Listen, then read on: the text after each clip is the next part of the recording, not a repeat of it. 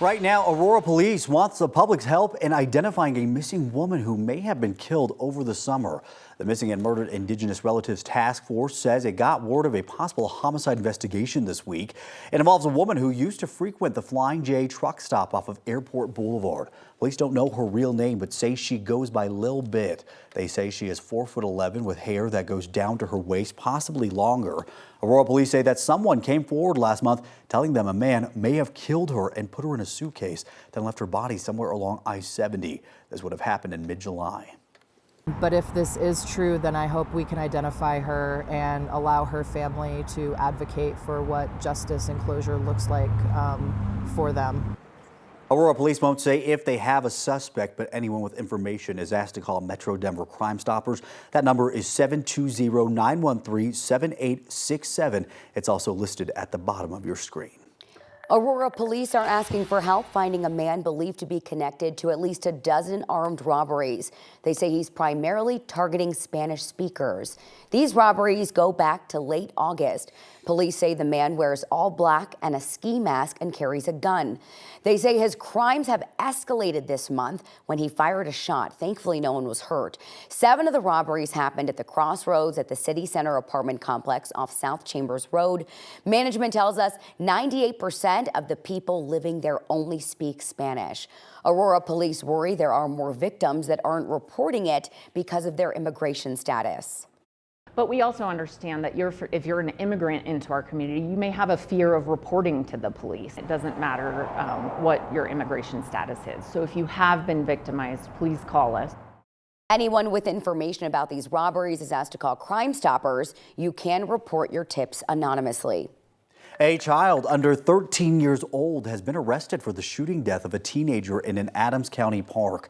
That teenager was killed Saturday night in Rotella Park, which is near 78th in York. Authorities say that there were 5 to 7 boys in the park when a disturbance took place and someone started shooting. The teen who was killed was shot in the neck and a second juvenile was shot in the leg but is expected to survive. A recent Supreme Court decision allows local governments to consider homeless camping a crime. Douglas County rushed to pass a new camping ban, calling it a step toward a, quote, clean and safe environment. Though new research from CU suggests camping bans and the resulting sweeps don't do much to decrease crime. CU public health researchers tracked some 300 homeless camp sweeps in Denver from 2019 to last year.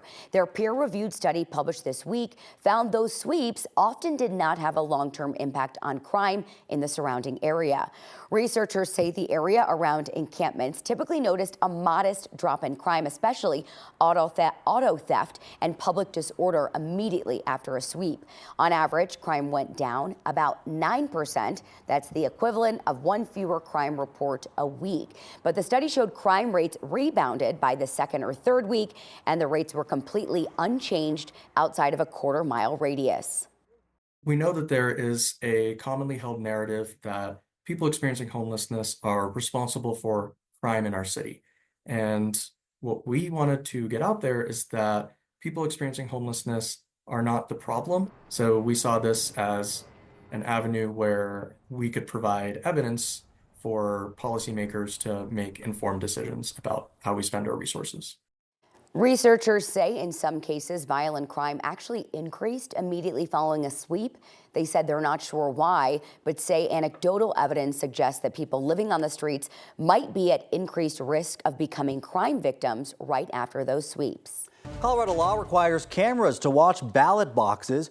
Well, now Douglas County is taking that surveillance a step further. 9 News reporter Courtney Yoon joins us live from the Douglas County Elections Office this morning. Courtney, anyone can now watch these live streams online. Yeah, that's right. Good morning, Jordan. It's all about adding more transparency, according to the clerk's office. The Douglas County clerk and recorder says that she hopes that this will give more or allow voters to have more confidence in the process with this video surveillance. Now, Sherry Davis says there's a number of citizens who were concerned that the boxes were not watched by humans. Now anyone can watch the live video feeds 24/7 through Election Day. The cameras will be turned off after November 5th. Davis says 3% of voters voters take advantage of walk-in or in-person voting. The rest and the vast majority drop their ballot off at a box. Davis says they bought 23 cameras, one per ballot box with 2 spares. In total, it cost about $125,000. She says having the video feeds are critical, and they've needed to check them in real time before when someone arrived late to the ballot box. I just want our citizens to know that we have secure elections in Douglas County, that we go to all the efforts to make sure that not only do we have the security, that it's free and fair elections, and that they can count on that. Davis says historically they receive 40% of ballots in the last 2 days, so she's encouraging people to please not vote late and that to not wait until the last minute. If you would like to see these live streams, you can head to our website, 9news.com, for a link. Live in Castle Rock, Courtney Yoon, 9 News. All right, Courtney, thank you. Denver's top elections officials say it's no surprise that historically marginalized neighborhoods tend to have low voter turnout, but the city is hoping to change that. Many of the neighborhoods that have the pattern of low voter turnout are also communities that are low income. That's why a nonprofit in Westwood is holding community events and doing voter outreach. It's something other neighborhoods like Montebello and Sun Valley are doing as well. Clerk and recorder Paul Lopez says outreach helps people realize their voice does matter. Coming from one of these neighborhoods as a young man, I know what that's like, what it's like to feel that you don't matter in this city. However, we have a direct impact on that with our participation, and that's why we're doing this. Reminder for you, ballots are already in the mail across Colorado. A lot of folks have already received them. Our team is making it easy for you to make your vote count. You can text VOTE to the number on your screen, 303-871-1491, and we'll text you back a link with our full voter guide. As we get closer to Election Day, both presidential candidates are trying to appeal to the other party. Vice President Kamala Harris had her first formal interview with Fox News.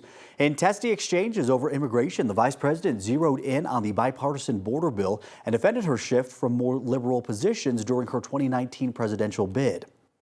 I do not believe in decriminalizing border crossings, and I've not done that as vice president. I will not do that as president. Meanwhile, former President Donald Trump appeared in a Fox News town hall with all women voters. He's working to make up ground with female voters and stressed his support for in vitro fertilization.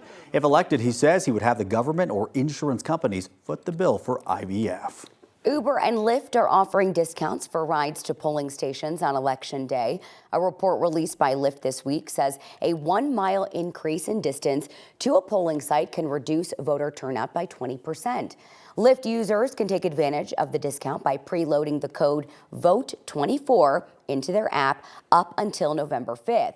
Uber riders can enjoy 50% off rides up to $10 when they click the Go Vote button on the app's home screen. That ride promotion, though, is a one-time deal.